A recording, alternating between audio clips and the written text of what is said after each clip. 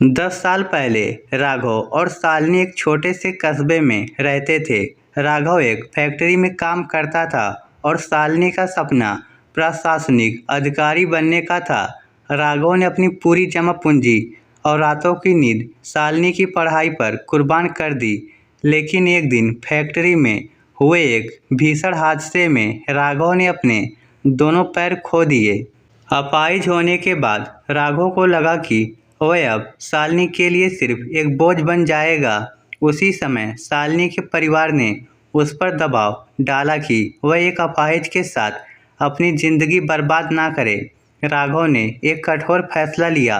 उसने शालिनी से कहा कि वह अब उससे प्यार नहीं करता और उसे किसी अमीर लड़की के साथ रहना है। शालिनी ने राघव को पत्थर दिल समझा और नफरत के साथ घर छोड़ दिया।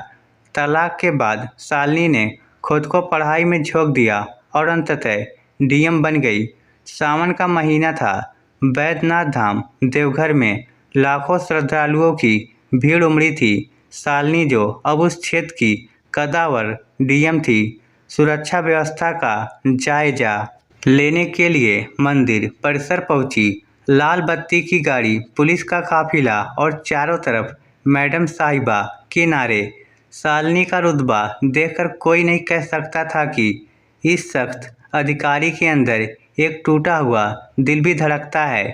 शालिनी मंदिर की सीढ़ियों की तरफ बढ़ रही थी कि अचानक उसकी नज़र मंदिर के एक कोने में पड़े एक शख्स पर पड़ी। वह शख्स एक पुरानी लकड़ी की रेहड़ी पर बैठा था और अपने हाथों के सहारे घिसट रहा था। शालिनी के कदम वहीं रुक गए। पुलिस वाले उसे आगे बढ़ने के लिए कह रहे थे, लेकिन शालिनी की नज़रें उस अपाहिज शख्स पर जमी थी। वह शख्स फटे पुराने कपड़ों में था, चेहरा धूल से भरा था, लेकिन उसकी आंखों में वही पुरानी चमक थी जो कभी शालिनी की दुनिया हुआ करती थी। वह राघव था, शालिनी का पूर्व पति, वह शख्स जिसने शालिनी को अफसर बनाने के लिए अपना सब कुछ दांव पर लगा दिया था।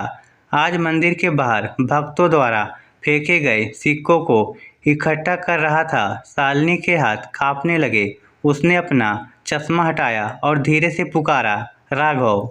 राघव ने जैसे ही वह आवाज़ सुनी, उसका शरीर सुन्न हो गया। उसने सिर उठाकर देखा। सामने जिले की सबसे बड़ी अधिकारी खड़ी थी। राघव ने अपनी नज़रें झुका ली और अपनी रेहड़ी को तेजी से पीछे ढकेलने लगा। वह नहीं चाहता था कि उसकी अफसर पत्नी उसे इस हाल में देखे। शालिनी दौड़कर उसके पास गई और उसके सामने सड़क पर ही घुटनों के बल बैठ गई। मैडम, आप मत नीचे बैठिए, कपड़े खराब हो जाएंगे, राघव ने धीमी आवाज़ में कहा। शालिनी चीख पड़ी, ये क्या हाल बना रखा है तुमने? और वह सब झूठ क्यों बोला था कि तुम किसी और के साथ रहना चाहते हो? तभी पास ही खड़ा एक पुजारी बोला, मैडम, आप इस गरीब को जानती हैं, ये पिछले 5 सालों से यहाँ है। जितना भी पैसा इसे भीख में मिलता है, वह सब ये चुपचाप उन लड़कियों की पढ़ाई के लिए दान कर देता है जिनके पास पैसे नहीं होते।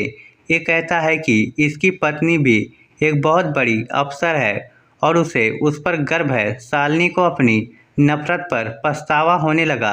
उसे समझ आया कि राघव ने 10 साल पहले वह नाटक सिर्फ इसलिए किया था ताकि शालिनी एक अपाहिज पति की सेवा में अपनी जिंदगी बर्बाद ना करे और अपना सपना पूरा कर सके।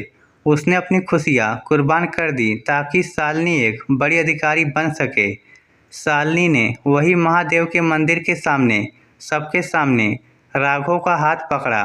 उसने अपने सुरक्षा कर्मियों से कहा, गाड़ी लाओ। राघव ने मना किया।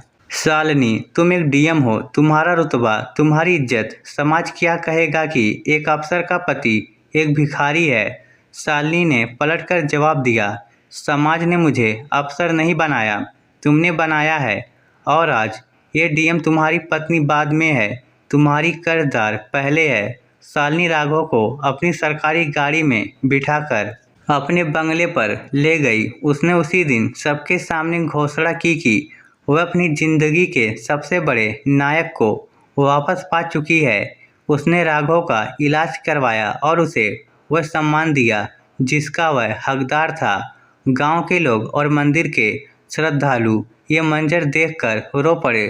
लोगों को यकीन हो गया कि बैद्यनाथ धाम में सिर्फ बीमारियां ठीक नहीं होती, बल्कि टूटे हुए रिश्ते और बिखरी हुई जिंदगियां भी फिर से जुड़ जाती हैं।